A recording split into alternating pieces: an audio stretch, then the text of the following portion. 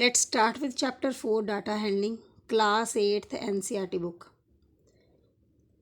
Before we start the chapter, let's understand what the term data handling means. So, what is data? First of all, we should know what is data. Data is the information that we collect और ये large भी हो सकती है, small भी हो सकती है. स्मॉल कैसे? जैसे आपकी क्लास में how many students are present, how many are absent. So this is a case of just 30 to 40 students, right? But if in case you are to count or you are to select students who like certain sports, let's suppose, मतलब you are to differentiate students of your school जिसमें आपकी first से लेकर 10th तक classes आएंगी. आपको select करना है कि how many students like football, how many students like basketball, how many students like any other game, right?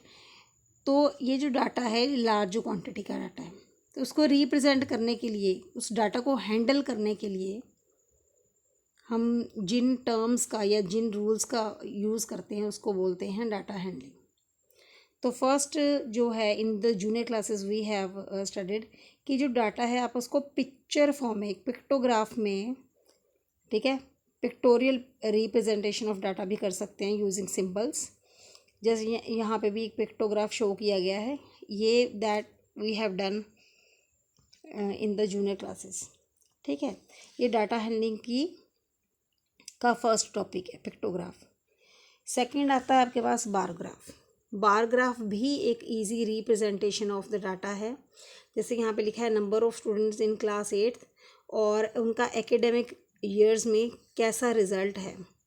तो 2003-04 में रिज़ल्ट जो था वो मतलब 100 स्टूडेंट्स का है गिवन. फिर उसके बाद जो नंबर ऑफ़ स्टूडेंट्स हैं वो बढ़ते जा रहे हैं. This is also a clear understand, you can easily clearly understand this by using और by watching this bar graph. उसके बाद हमने जूनियर क्लासेस में ही, मतलब लास्ट क्लासेस में ही, पिछली क्लास में ही किया होगा आपने डबल बार ग्राफ, राइट? सो ये चीज़ें जो हैं डाटा हैंडलिंग की एक रूल्स आप कह सकते हैं या एक टर्म्स हैं जो आपने जूनियर क्लासेस में की हैं. So now the fourth one is circle graph और pie chart. This is we are going to do for the first time. Pie chart और सर्कल ग्राफ होता क्या है? ये एक सर्कुलर रिप्रेजेंटेशन है डाटा की जो इजीली अंडरस्टैंड होती है अगर आप उसको ध्यान से समझोगे तो. जैसे यहाँ पे भी एक आपको सर्कल चार्ट या पाई चार्ट या सर्कल ग्राफ आप देख सकते हो दिया हुआ है.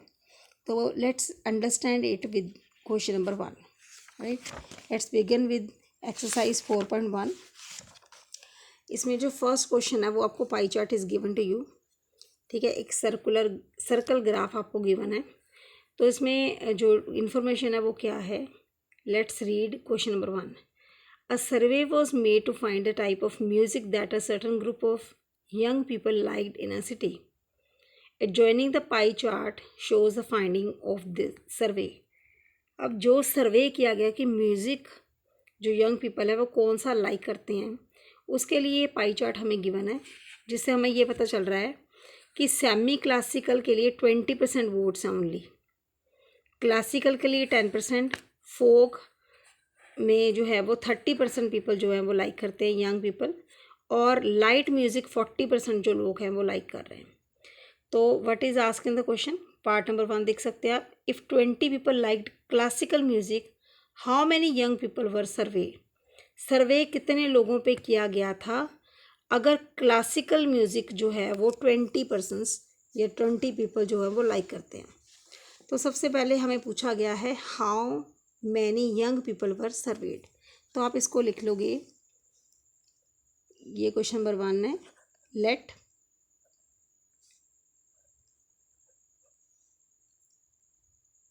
The total number of young people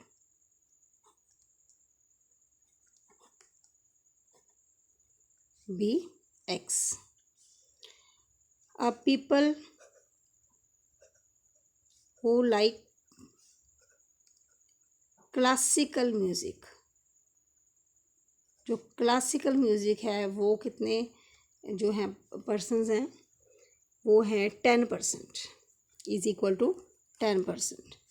अभी अकॉर्डिंग टू क्वेश्चन क्या है, वो बोल रहा है कि जितने भी टोटल पर्सन्स हैं उनका 10% जो है वो हमारे पास कितना है, 20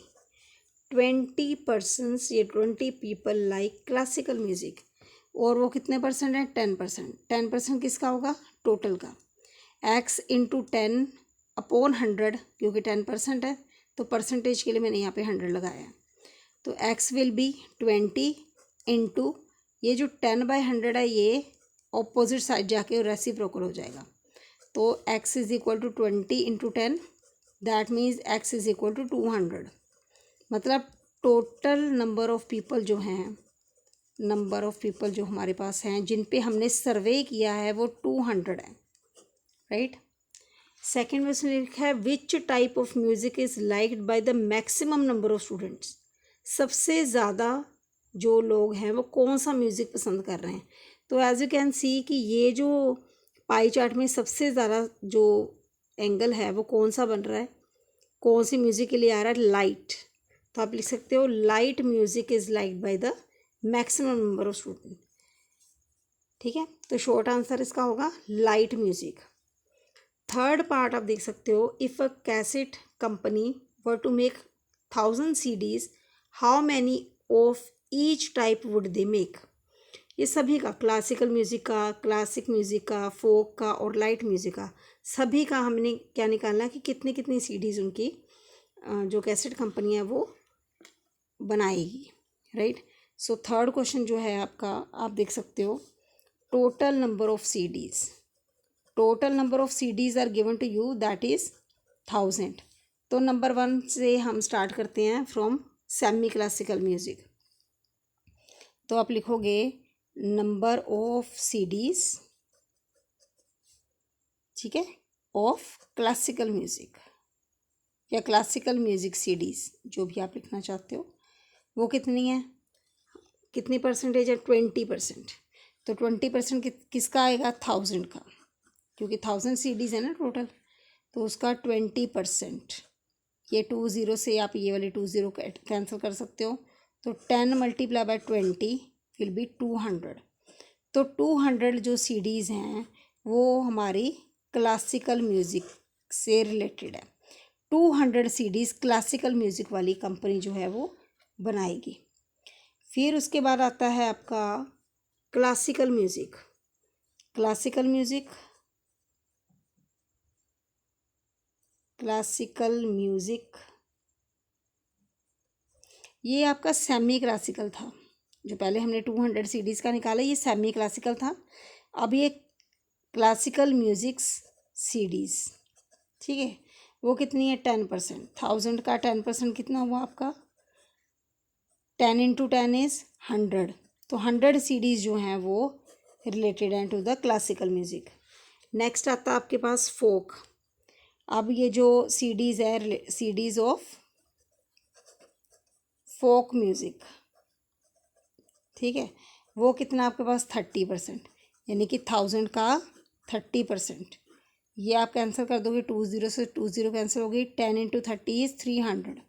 तो 300 जो CDs हैं वो कौन सी हैं, फोक म्यूज़िक की। फोर्थ लास्ट वन आपका है CDs ऑफ लाइट म्यूज़िक। तो लाइट म्यूज़िक के लिए जो हमारा परसेंटेज है वो कितनी गिवन है, 40%।